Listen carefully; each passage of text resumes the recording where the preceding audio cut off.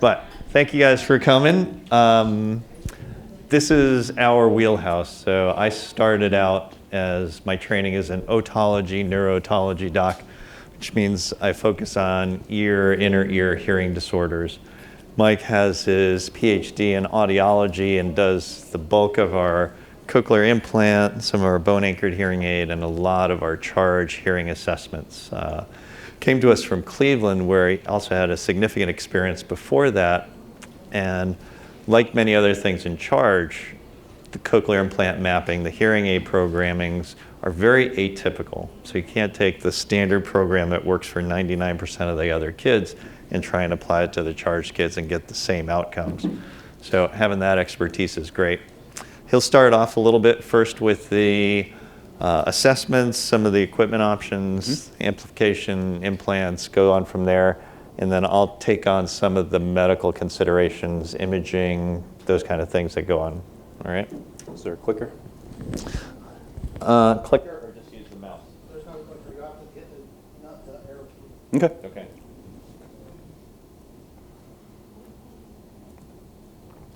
All right, so to start off with our agenda, we're going to talk about the importance of early assessment, which I'm sure is probably old hat to most of the audience here, and treatment, the benefits. We're going to take a walk actually through the ear. I'm going to use the ear as our guide for discussing some of the treatment options, actually all of the treatment options, and try to figure out together what kind of options might be available for your particular child. But before we do that, it's always fun to start off with a story. It kind of paints the picture of what kind of options might be out there. This is a patient of mine who I've been following for many years now, has charge, and I'm not going to read off all of the different components to his hearing loss and the structure of his ear, but you can see that it's pretty complicated. We obviously identified hearing loss at birth. He did wear a hearing aid.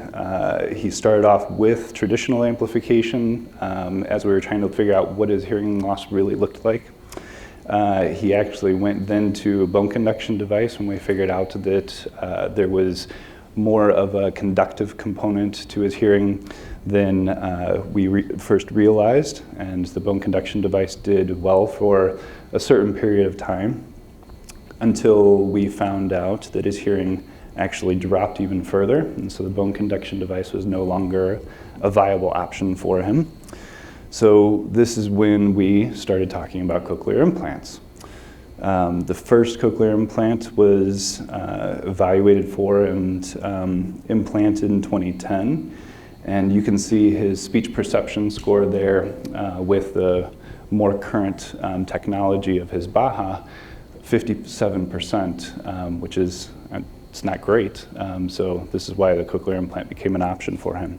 So one of the few patients out there that would have been walking around with both a Baha and a cochlear implant at the same time. Hearing continued to drop, but this time, of course, in the other ear, and so we reevaluated in consideration for a second cochlear implant. And this is where he ended up bilateral. And today, this is where he is his hearing. So you can see the progressive growth in his access to sound and our continued attempt to keep up with the change in his hearing and the treatment options that became available to him as we learned more about his hearing. The percentages there, pretty good for the fact that he does not have normal cochleas. He had a progressive hearing loss and all of the other considerations that come along with that. This is the kid now that comes and tells me about his girlfriend and makes me feel old. So diagnosis, of course, is where we need to start. There are a lot of studies out there that prove that earlier is better, and we know that that's the case for any treatment, intervention, therapy, you name it. So we try to ride by 136 guidelines, which you can see there. We're actually trying to push that up a little bit earlier even still, but that's not always feasible, especially when we have such complicated hearing losses, such as those that come with charge. So for early intervention, we know that this is important because, well, how did you learn how to talk? Nobody sat there and actively taught you how to speak. You just picked it up incidentally. So if you don't have that incidental hearing component, you're going to be missing out on an opportunity there. Then on top of that, for our children, we need to actually be proactively teaching them. So we need to make sure that they have good access to sound and then have the appropriate therapies, just like my son reading his Infants in Hearing. For evaluations, this can become really complicated really fast. There are a lot of different options out there as far as what kind of evaluations we can utilize at different age intervals, and depending on what kind of information we're looking for, it might not be enough to get an ABR. An ABR can only tell you so much. For example, with bone conduction testing for an ABR, you're only going to be able to test out to 40 decibels. Well, that's not going to tell you if there's a complete sensory hearing loss if you have a what would be considered a mixed hearing loss, which I'll go over a little bit later too. So then we have to really go into behavioral testing. We can't get the behavioral testing until the child is willing and able to participate, but it truly is the gold standard because that's going to tell us really functionally what is the child able to hear and perceive. But even if we can't get that, there are other tools such as ASSR, cortical measurements, and some other testing that perhaps would be more on the research end of things, but could be considered for determining what the child's able to hear. To start that walk, this is the entire ear. I'm sure a lot of you are probably familiar with it. This is a normal ear, normal anatomy, going all the way from the outside to the inside.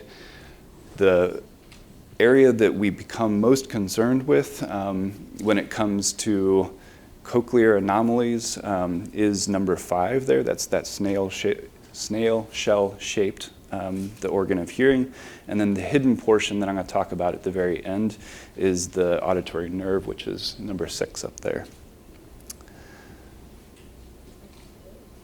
We're going to start with the middle ear space though. So this is where if your child has had an ear infection, the fluid buildup that happens or comes along with the ear infection, that's where that's going to happen, right in that middle ear space behind the eardrum. And we can also have anomalies there that will change the shape of the bones, the 3 middle ear bones that are supposed to move back and forth to sound, or they can be completely absent. So the hearing loss that we're trying to treat here might look like this on your audiogram. It might come from, like I said, ear infections. It might come from something bigger like a cholesteatoma, other middle ear anomalies, and these are going out of order, or atresia, which would be the complete absence of the outer portion of the ear itself. All of these things we do have treatment options for. These are various grades of atresia. What we're really trying to do though, our goal ultimately is to bring up the air conduction hearing or the overall hearing up to bone conduction, which is basically telling us what the sensory hearing looks like. And we can have this happen through a variety of means. These are different bone conduction devices. It's basically the idea of taking sound, which is already vibration, and taking that mechanical concept and vibrating the bones of the skull so that we can get the sound into the inner ear itself. You see that up there in the illustration. That's an older bone conduction device. And the pictures that you see on the sides are a variety of ways that we can actually either implant it or wear it on a headband. So again, just different ways to present this as an option. I want you to know that there are lots of different options. We don't have to be talking about surgery or an implant at all if we're talking about bone conduction devices, as these can be worn either in a soft band or a hard band. I only have 2 patients wearing it on that, or even a sticker. So the ad here is a new device that's come out of a company that also does cochlear implants. It's so new that we actually haven't fit them yet, but it's a way that we should be keeping our eyes open to new treatment options as they become available. So I would encourage you to talk about all of these things with your audiologist. I had a professor once that said, ask me tomorrow because my answer is going to be different. And that's because technology is going to change, hearing loss is going to change, and the information that we have both about your child and about hearing loss in general is going to change. So continue to ask questions. But for those who are in need of a surgical implant, the bone conduction devices can be implanted using a screw and post. These are devices that actually do go through the skin, so they require some hygienic maintenance. You do have to take care of the skin to make sure it doesn't grow up over the post or become infected.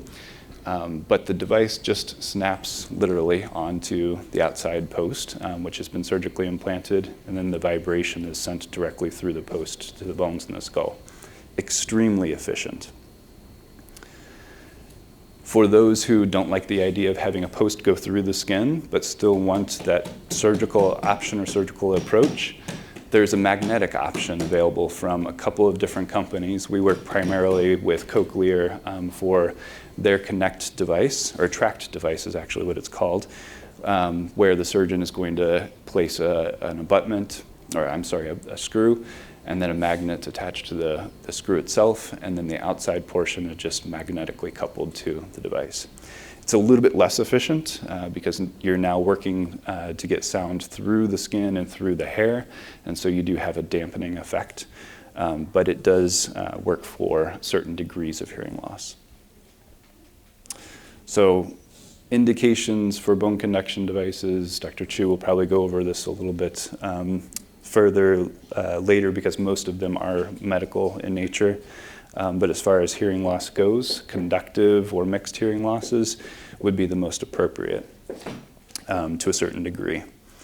For contraindications, really, or problem areas, really the only issue is if the hearing loss is too great. So if the sensory or the cochlea portion of the hearing loss is too great to be considered for a bone conduction device, there's only so much power we can get from the device, or if we have other issues such as bone being too thin or soft. So going now further into the ear pathway itself, we land at the cochlea, or the sensory organ of hearing. This is where we will find either the shape of the cochlea or the interior of the cochlea itself is going to be the cause or the source of hearing loss that we're trying to mitigate. So treatments are going to depend on a lot of different things here. The shape, the size, the degree of hearing loss, and the location of the damage. An intact cochlea, just so you know, if you were able to split a cochlea open and actually look at the mechanism of the cochlea that's really responsible for transmitting information, is going to be what you see on the left there. Thousands of stereocilia, or tiny hair cells that move back and forth whenever sound gets into the cochlea mechanically. If you don't have those hair cells, then you're obviously not going to have the sound go any further beyond that point. And the movement of the hair cells are what actually activate electrical energy to go through the auditory nerve to the brain. So on the right, if you have a damaged cochlea, which happens for a huge variety of reasons, you can be born without these components all the way up to damaging them with medications or due to age. So the first treatment, not an implant, but a hearing aid, will improve your access to sound to a certain degree. Hearing aids you will find to be the first treatment of choice for hearing loss, but there's a certain point at which cranking the volume up any louder is not going to make anything any clearer. So that's when we start talking about bone conduction devices and cochlear implants. So if you cannot get the sound loud enough, then you might have a hearing loss that looks like this, therefore access to everything in the blue If you look on your left-hand side, I'm sure everyone's probably familiar in this room, at least with the speech banana. Looks more like a sausage, but those high-pitched sounds, the S, F, T, H, those things that are going to be important for understanding the difference between go get your shoe and go get your shoes, those plurals or those plosives, all of those are going to be inaccessible with traditional amplification. So cochlear implant becomes an option. Again, with our children who have charge, it's quite often or most often the case that we have abnormal inner ear anatomy. And so the shape or the degree of difference in anatomy is going to dictate what options we have as far as cochlear implants go. Not here to say that it's not an option. It's a consideration in the ultimate outcome, though. So that's why I bring it up here.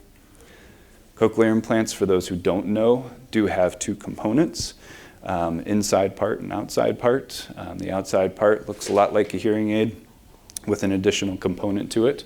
The inside part has a receiver, a magnet, and an electrode array that goes inside the cochlea. They're typically for patients who have severe to profound hearing loss. Those indications are evolving. We typically would want to see little to no progress with hearing aids. So typically the child has already been wearing hearing aids for at least a period of time to let us identify how much or little progress they're going to make. And then it's usually determined by a multidisciplinary team that child should be considered for a cochlear implant. Last but not least, expectations. It's kind of a big deal if the parent comes into surgery thinking, oh, we're going to get the implant and boom, everything's going to be better. We don't have to worry about therapy quite as much. Then that's something that we need to talk about a little bit further, because the expectations are going to really impact how well the child does. So how does a cochlear implant work? Sounds are picked up by the processor. Just like with a hearing aid, you have a microphone that's going to pick up sound, and that's going to transmit it into an electrical signal.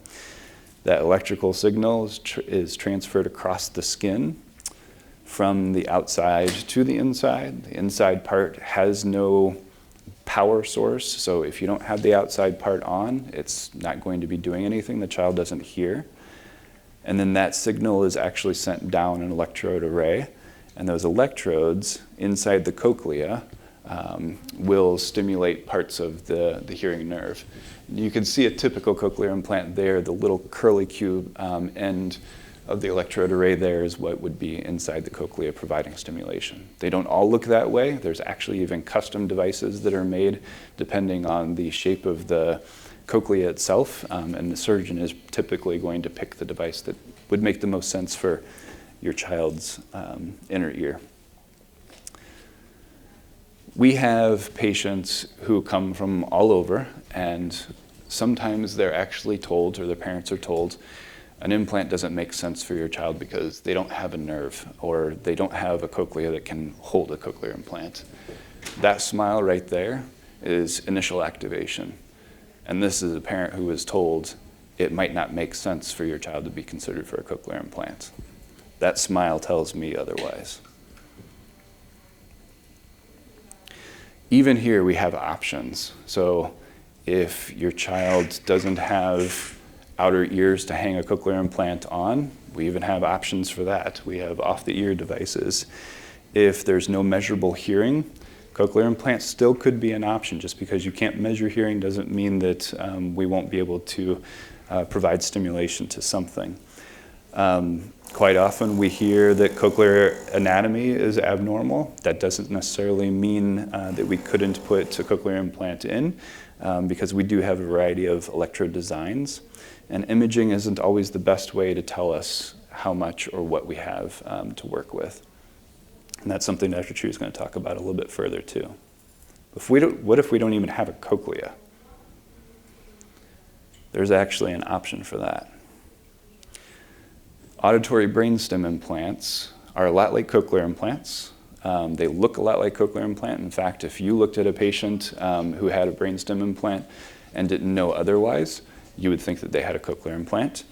The design is a little bit different because now instead of taking the electrodes and putting them inside the cochlea, we're taking those similar electrodes and putting them on the brainstem, so bypassing that hearing nerve itself. The stimulator is implanted in the cochlear nucleus, so it's a direct connection to the auditory pathway, which means that stimulation is going straight up to the brain.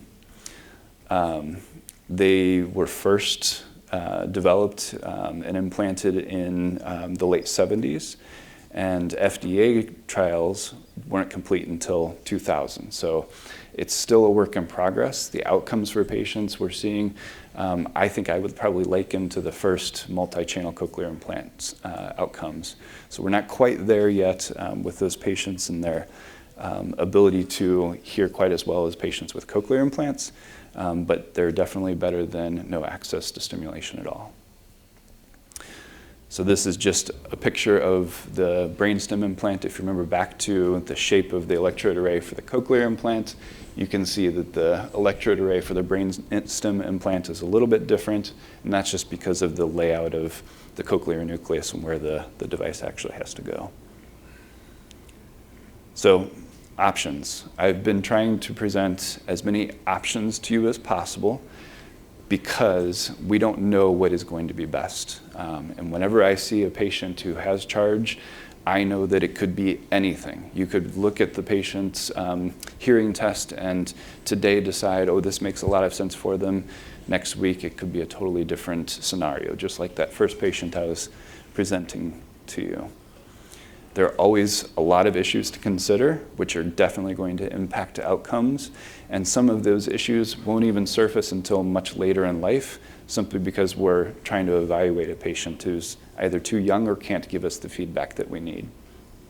So all of those things are going to have to be kept in mind. So when do you actually decide to make that change or kind of push for that? It's whenever you don't feel like your daughter or son is getting enough out of what they currently have. Always a conversation, open flowing conversation with the audiologist or the team that you are working with. Speaking of that team, I'm going to ask Dr. Choo to come up and provide his portion to our system. Thanks, Mike.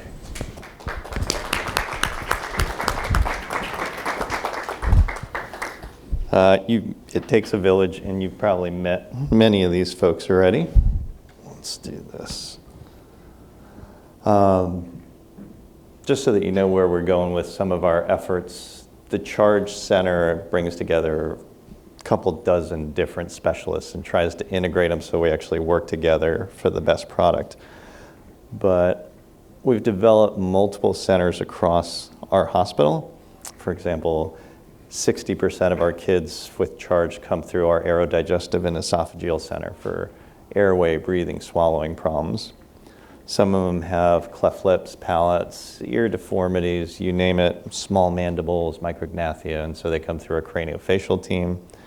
Some need to come through our ear and hearing center for hearing and deafness problems, and others have things like persistent sleep apnea, even after getting their tonsils and adenoids out, and that's part of the scope for our upper airway center. So now it's just not bringing our kids through into one center like this, but then migrating them through different centers of excellence that we have set up so that you see the right people for each condition. And I guess the big challenge that we're living into now is trying to do that in the smartest sequence and minimizing what we're asking these kids and the families to go through. But it's a good thing. All right, we'll do this exercise. This is actually older research, but still very pertinent. It was a great learning lesson for me. So this is a schematic of a cochlear implant. So the array is the part that goes inside the cochlea. These yellow fibers, you guys don't see our mouse. The yellow goldish fibers are the nerve fibers, and you see these little electrodes, those little dots on the array. All right?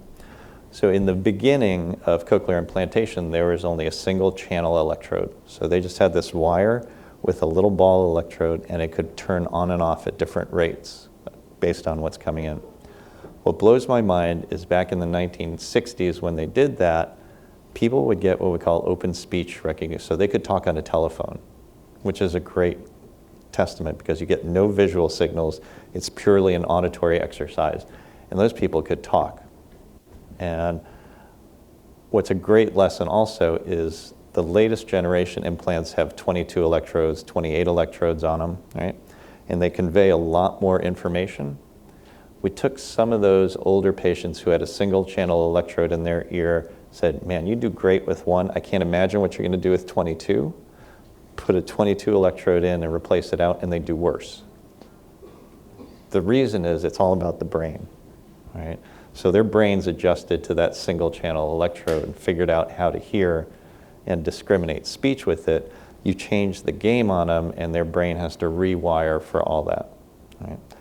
One of the real lessons, and this is part of this exercise, is even though we're ear and hearing people, really, it's all about the brain, I gotta tell you.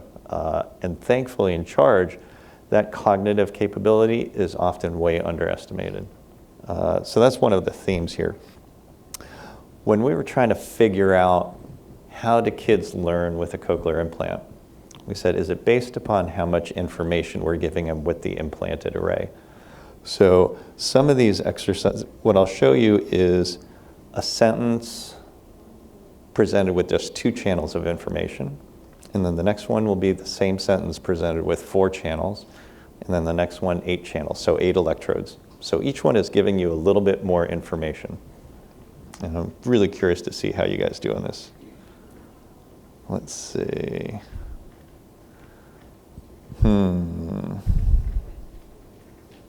This is the usual. All right, I'm going to do it this way.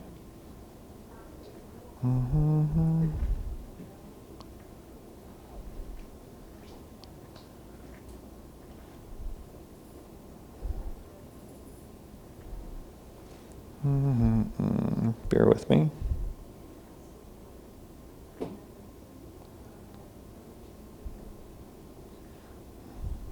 And how about volume, guys? It's muted. Ah, Sorry. turn it on.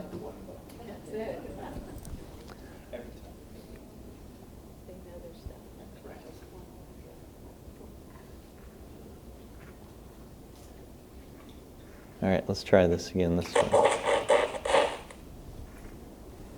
right, I'll play it for you again. Anybody have any clue what that says? All right, so that was 2 channels.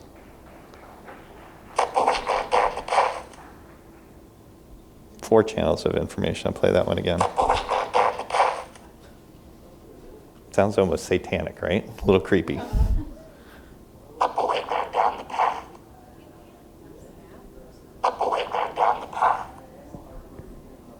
Anybody? The boy ran down the path. Right? All right, try this one.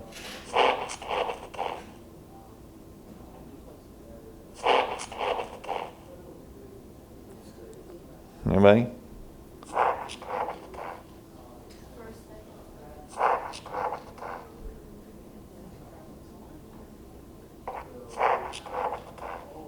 All right, and then this one. Flowers grow in the garden. Very good. Those are 2, 4, and 8 channels of information. So simulated hearing.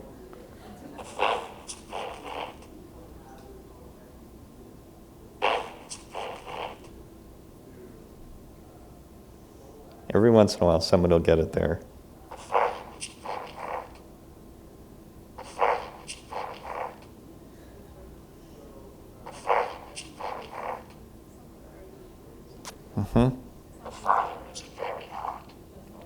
The fire is very hot. What's fascinating is we'll take normal hearing people, do this for them, let them practice it with 3 runs of that. When we show them the 4th and 5th one, they get it. Right? They get it on the first one, or they'll get it at most on the second one.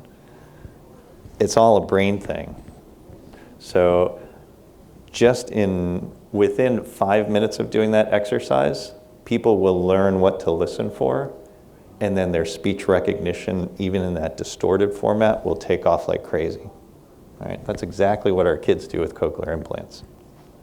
Right? Very cool stuff. Those are very obvious now. Right? All right. So let's go on from there. Let's go back to the regular slide. I figured we'd wrap up. We actually don't have a tremendous amount of time. This is our Murphy's Law slide in charge syndrome, hopefully. There you go. The schematic shows your cochlea down towards the bottom here. Looks just like a snail shell. And in a typically developing cochlea, it's about a 2.5 turn. And inside there, like Mike said, are all those little hair cells and nerve fibers that you need to hear. Your inner ear also does your balance, though. And so those are these semicircular canals that you see listed here. And there's one superior one that's angled like this. There's a lateral one that's angled like this, and then a posterior one. So they're all 90 degrees to each other. The reason we're designed that way is so that if you turn your head in one direction or the other, one of them is going to get stimulated and then tell your brain what's going on. Right? The difficult thing in charge is that most of our kids don't have any of those semicircular canals, and so they don't have any inner ear feedback that tells their bodies where their head is positioned. If any of them, the superior one, the one in this axis, is actually the one that's most preserved. And coincidentally, or if you think like David and I do, that one is the only one that's working. So these kids will do positions, whatever it can, to get stimulation of the one that they have so that at least their brains and their bodies know where they're at. All right. When we've done our studies, and Cream had done one with us, that's the most commonly preserved vestibular structure in the inner ear. And it explains for me a lot of the head hanging behaviors. What goes wrong in charge that we've seen on CTs and MRs is pretty much anywhere. So missing that canal, that's pretty common. The cochlea, instead of having that 2.5 turn development, anywhere from a 1/2 turn to 1 3/4 turn, it's just a continuous spectrum of how much and how little it can be developed. Sometimes the cochlear nerve doesn't really form at all. So if you have no cochlear nerve, even if you have a beautiful cochlea, there's nothing that's going to take the signal from your cochlea to your brain. Right?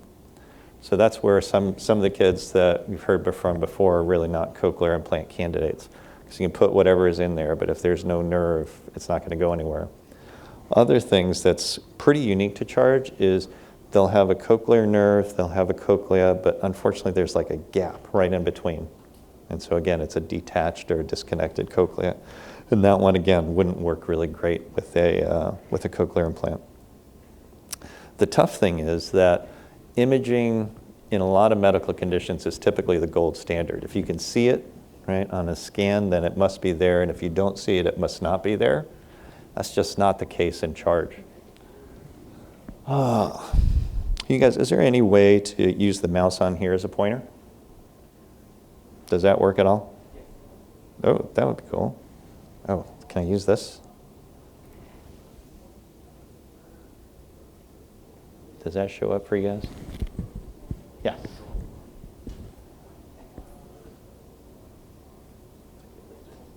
Oh, awesome. So here on the CT scan, these scans, if you haven't been through them before with your docs, is like if you took a cut going straight across. Right? And you can see a little bit of the outside ear there. Good. And then inside here, right there underneath the red circle is the cochlea. So if you take a section through a snail shell, you can imagine what you'd see. You'd see all the different spirals going through. And here's a really typical one. So this is a really normal ear down on this panel. And you can see cochlea right there. Similarly, on a normal ear, that's the horizontal semicircular canal, that loop and that vestibular system we were talking about.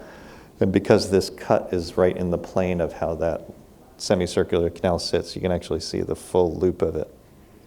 Now, in contrast, this is a similar cut through a charge ear, and right about here is where you should see this horizontal semicircular canal. And that's just what a typical charge inner ear looks like. Let's keep going.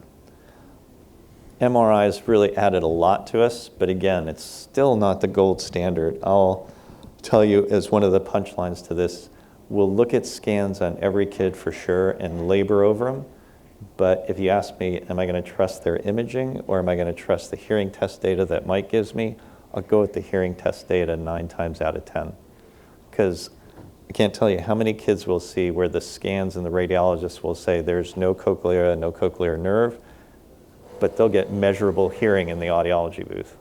So if somebody is actually showing us behaviorally that they can hear, I'll disregard the imaging information because that has a lot more value. But on the MRI scan, right in this little white area, that's the channel where the nerves run from your ear to your brain. And it almost looks, I don't know if you can see it from way back there, but it almost looks like a smiley face. Right? That's what we're looking for. And then that tells you that the normal number of nerves are in there. And on our charge kids, often you don't see that. On a CT scan, this is what we're looking for. This is the channel where the nerves run from your brain coming out to your ear, and that's the cochlea there. So you can see that there's a nerve. You can actually see there's a little window right underneath the red when I move it away where the gray goes into the cochlea. On this charge inner ear by comparison, you can see that there's this wimpy gray area. There's the cochlea there. And maybe right underneath this red spot when I take it away, you can make out a faint gray line that's connecting the two, even at that resolution. And this is another case on the opposite side. Here's the nerve channel. Here's the cochlea. And the radiologist had read that there's really no connection from the nerve here to the cochlea. Right? So based on that, you would say, probably not worth implanting that kid. Just more examples. And you can see it a little bit better here.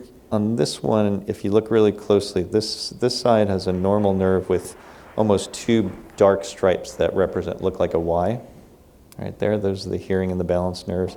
And then this is the affected side where there doesn't seem like there's any nerve that's sufficient there. And so we see a questionable hearing test that looks like this for this ear. And similarly on this child, you can see on this one, which is actually the left ear, that the blue X's have some measurable hearing.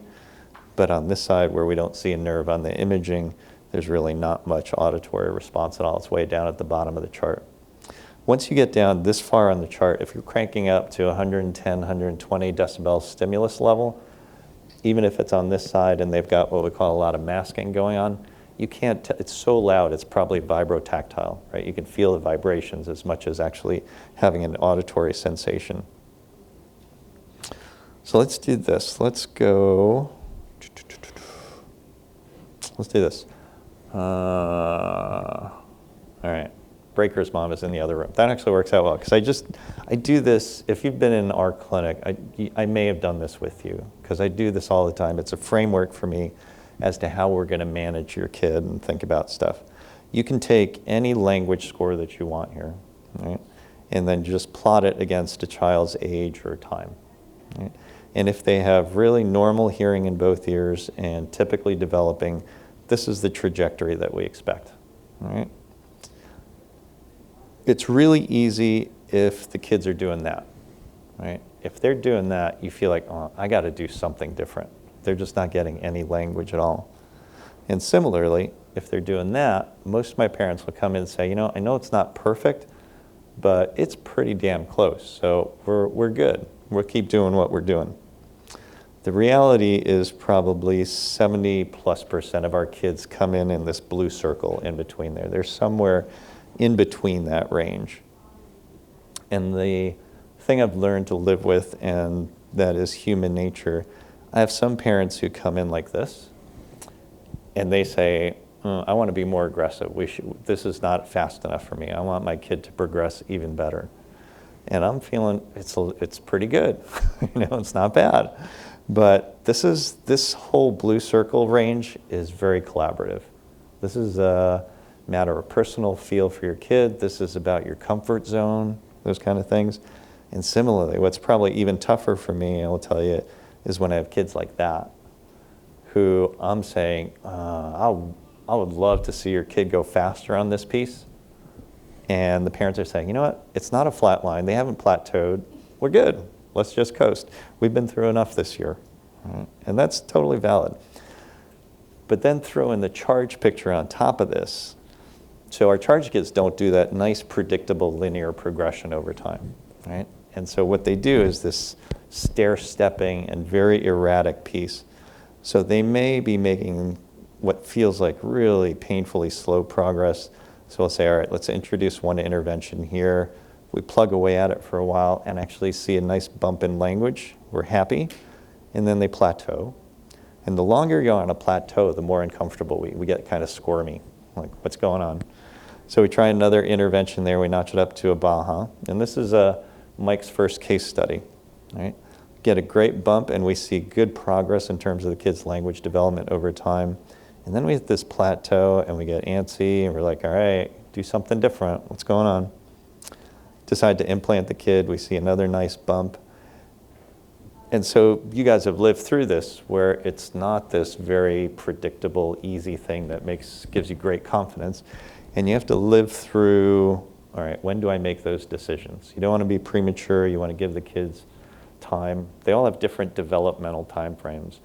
The one really quirky thing we see is when the kids make great motor strides, like they'll be crawling, scooting for months, and then all of a sudden they just get up and walk one day, and we'll see their hearing, speech, and language skills take off concomitantly. And you're like, those are two completely unrelated things, two completely different areas of your brain. I think it's just a reflection of your brain development, and synapses are now connecting. And so what works well for the motor is also making connections on the auditory and language portions of their brain. All right, this is a really typical scenario. I'll jump to here. This is a kid whose left ear has a really small cochlea, but it definitely has an intact nerve on imaging.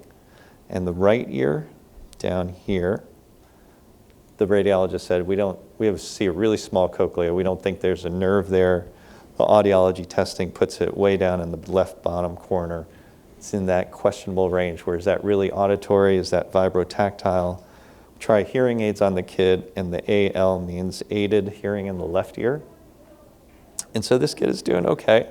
If you look at that speech banana, if you were to superimpose that on this audiogram, though, that Mike was talking about, you would say, all right, we're really probably not getting those high frequencies accessed adequately there. So these are the conversation points that I think are proper to have with your doc. On the conservative side, you say, you know what, that left ear is not perfect, but aided, it's giving him access to sound and speech. He's making some progress in terms of his language development. The other ear, the radiologist said there's no nerve there. It's a really small cochlea. Don't put the kid through an unnecessary surgery. Just toe the line and you're doing good. And so there's a bunch of my families who will choose this pathway. Another bunch of families, when we come through and have this conversation, they'll say, that doesn't feel right to me. It feels like we're not doing enough. So the next most aggressive approach is say, all right, we'll take a really hard look at the auditory and the imaging data and say, maybe we should put an implant in that right ear that showed no responses. On the good side, you got nothing to lose, right? That ear is unaidable. You're not going to do anything with it anyway. If you can safely put an implant in, any additional sound access, speech access that you give that kid is just going to add on to what he's getting with his left hearing aid, and now you've added something to the picture. And the argument is, if you have a kid with multisensory impairment, don't ignore something that you might be able to enhance just a little bit, right? And one of the take-home lessons for me is also these kids will use whatever you give them that is meaningful to them. So this is where a lot of our patients land as well. But I will tell you that the evidence and the data in the cochlear implant literature is that the more residual hearing you have left in an ear when you put a cochlear implant in it, the better that implant will function. Those kids get up to speed faster, their speech recognition scores are higher because that auditory nervous system is in better shape. So when the implant tries to stimulate it, those kids will do better. Here's the huge leap of faith. You've got the kid who really doesn't hear anything from his right ear. You're going to operate and put an implant in his only hearing ear, right? It's a huge leap of faith for the parents to say, all right, I trust you to put this in his better ear. And God forbid nothing goes wrong and you take away that better one, right? This is really squirmy territory for us to go in. But then if you are on that aggressive end of the spectrum, we might actually end up implanting both ears, right? Because I could tell you, if you planted that left ear, that kid would take off pretty quickly and do well and show you that he's getting benefit from the auditory stuff. And then you'd say, let's give him bilateral hearing as well. So those are really difficult points, and there is no one right answer to those. It's got to be collaborative. You got to decide with your doc. It's very much your feel, your comfort zone, your awareness of the kid. Other things to think about that are very relevant in charge. Once we put a cochlear implant into somebody, there's a magnet inside the head, right? Thankfully, it's getting much more MRI compatible, right? So we used to have to take out the magnet before we could send a kid into the MRI scanner. And then they'd get their scan, come right back to the OR. We put a new magnet back in, sew them back up. It was a huge hassle. So more of these are now MRI compatible, but the pictures that you get on an MRI scan with a magnet in the head have a big shadow right behind where the implant sits. So if they want to see something right behind the implant in the brain, you got to take the magnet out anyway. All right. The other quirky thing is once you have an implant in your head, one of the tools we use in surgery is an electric cautery to control bleeding. Right? So little vessels, you can buzz them with this electric current. You can't do that from the collarbones up after you have a cochlear implant because the current might run through, fry the circuits in the cochlear implant. All right? So we get a lot of questions about that. If it's below the collarbones, it's fine. The current gets dispersed and you don't have to worry about it. But if somebody needs cleft palate surgery, jaw surgery, scalp surgery, eye surgery, we get a lot of calls from the OR, can I use a Bovie on your patient who's got a cochlear implant? And I'll say, can't do it. There's other things that you can use, but it makes it much more difficult for that surgeon. So if you have a big surgery planned here, and we're also contemplating a cochlear implant, I would say, you know what, take care of that surgery first, come back afterwards, we'll put the cochlear implant in. Stuff like that makes a difference. Immune system, competency, we've actually met somebody who had like no thymus, which creates a significant immune deficiency gap in their body. And we'd probably want that tuned up and addressed before we think about putting an implant in, just because of slightly increased infection risks. If you've heard Meg Hefner talk, I'm a disciple of her belief as well, that you ask Meg, what's the 3 most important things in charge? And she'll tell you communication, communication, communication. Doesn't matter if it's auditory, verbal, it can be visual, it can be a combination. Just give them some way to communicate. And so we're huge proponents of that. Don't underestimate the kids. This part's like preaching to the choir. Right? The other piece, though, is don't underestimate the complexity of the charged kids. And if your docs say, oh, this one's a piece of cake, don't worry about it. Just like shake your head and say, all right, just wait. And then lastly, we try to be really innovative in our approaches, whether it's optimizing surgeries and combining lots of things to reduce the number of anesthetics that your kids have to get, to trying different mapping strategies that really don't make sense in traditional kids, to trying different hearing interventions, a BAHA and a cochlear implant at the same time, which logically really doesn't make any sense at all to physicians, but the kids seem to show that it benefits them. So we'll wrap it up there. We'll stick around because there's a lot of individual one-off questions. Each of the kids are very, very different in their particular scenarios, and the devil is in the details. Lucy is great. I give her email and her phone number and her home address out to everybody. Yeah, poor Lucy. So thank you guys for staying attentive, and we'll be around for questions afterwards.